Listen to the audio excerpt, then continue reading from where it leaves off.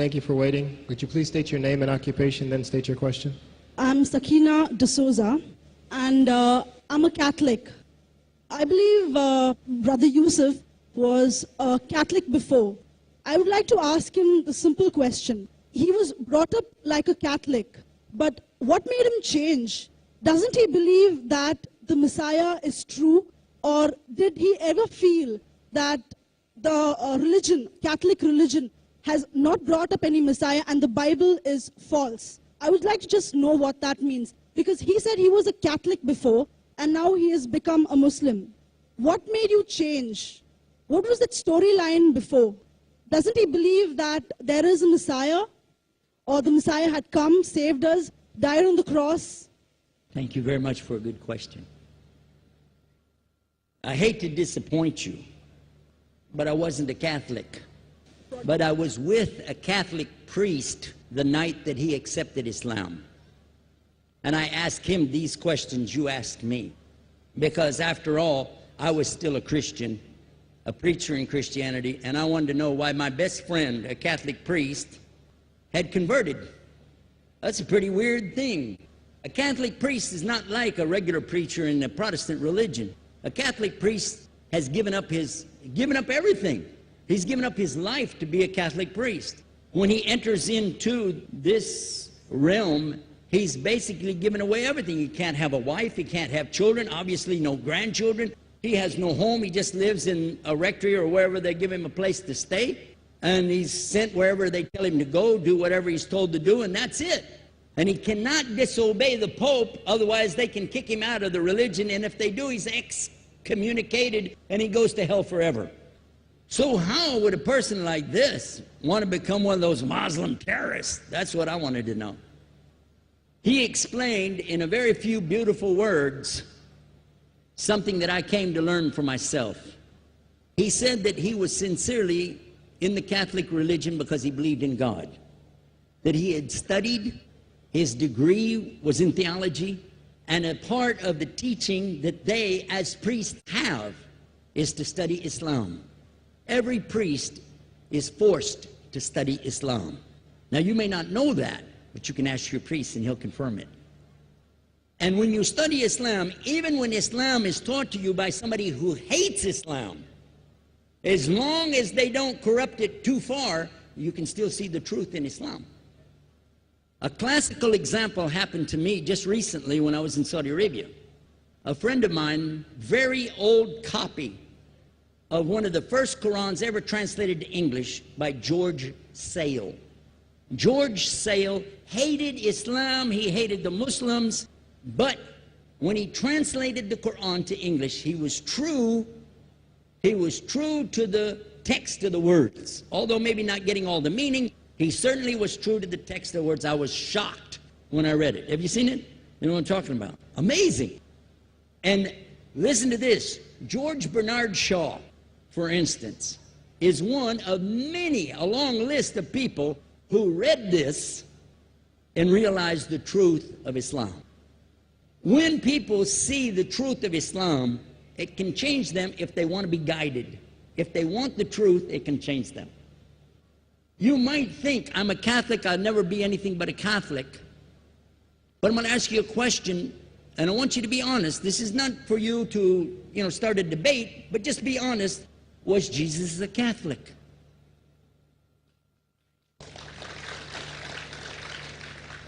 And it's not open to debate, so there's no point in opening that up, because you know and I know he wasn't. The Catholic Church was in business about 300 years before Jesus was born. It's on their website. Don't go like this. It's on their website. That's where I took it from. The Catholic Church was really started in Rome by Alexander the Great. Do you know what the word Catholic means? It means universal. It was the universal church for the Roman Empire. If you didn't join it, you could not be a Roman citizen. And it was opposed to the teachings of Judaism and opposed to the teachings of the early Christians for more than 200 and some years. And they were diametrically opposed to each other to the extent that it was the Romans killing the early Christians. Now, if you understand that, and you go to their website and read, they didn't even take over Christianity until the year 325 AD. And when they did, they changed a lot of things, again, referring to their own website. But if you want to check it in Britannica or Americana or grow your encyclopedias, go ahead and read about the Catholic Church. When, in August of 325 AD, at the Nicaea Council, they took over, first thing they said was, let's change the date of the birth of Jesus to be the same date as that of Mithras, which was the god, one of the gods worshipped there, and also the sun god's birthday was the same day, December the 25th, believing it to be the shortest day of the year. And Constantine was a sun worshiper of Sol Invictus. Go to the website, read it for yourself. There are a lot of points, but not the least of which, even today, if you go in any Catholic church, and I have, you'll see so many portraits and statues and idols and images throughout the whole place that for the one who's never experienced that, for a Muslim who knows about these images, he'll be like, whoa, a'udhu billah. Whoa, what's this? The first time I walked in a Catholic church, I was about 10 years old. I was shocked. I was shocked at the idols and statues everywhere, because in the Protestant religion, we were brought up to believe that the second commandment was just as important as the first commandment. The first commandment in the Bible, in Exodus, is the same as the first commandment in the book of Deuteronomy. It says, I'm the Lord your God that brought you out of the land of Egypt in the house of bondage. You know no other God beside me. Beside me there's no other gods. Thou shalt not have any other gods beside me. How many in this room agree with that commandment? Raise your hand.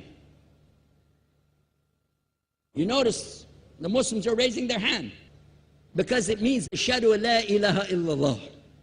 That's the first commandment for us as well. The second commandment you have clearly says, thou shalt not make any idol, any graven image of anything that creeps upon the earth, swims in the sea beneath, or flies in the air above.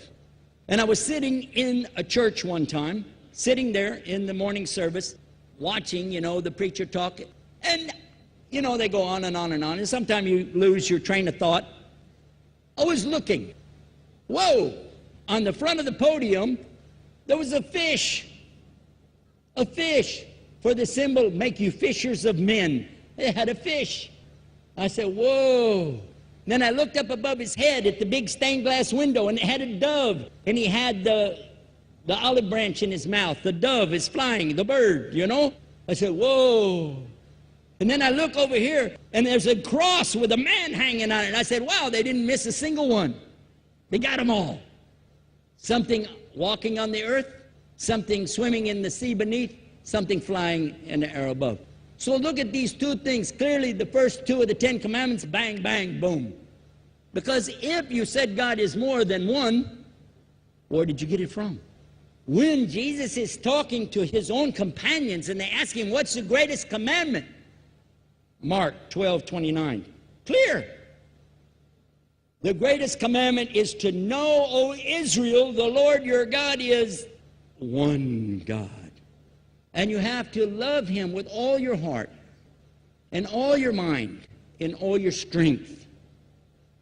And this is no different from what Prophet Muhammad ﷺ was saying, the same thing to his people. Same thing I mentioned in the lecture. This is certainly for us the same. So what you see is Muslims practicing the commandments, and you see people claiming the commandments but practicing something else. And I have seen more converts from the Catholic Church than any other of the many sects of Christianity, and especially from the nuns, priests, and even an archbishop. And all of them are better than me. Those guys and women that I see do this, they still sacrifice their whole life to get the true message of Islam, not only to you, but to Muslims as well, because we all need to know about it. But thanks for a great question.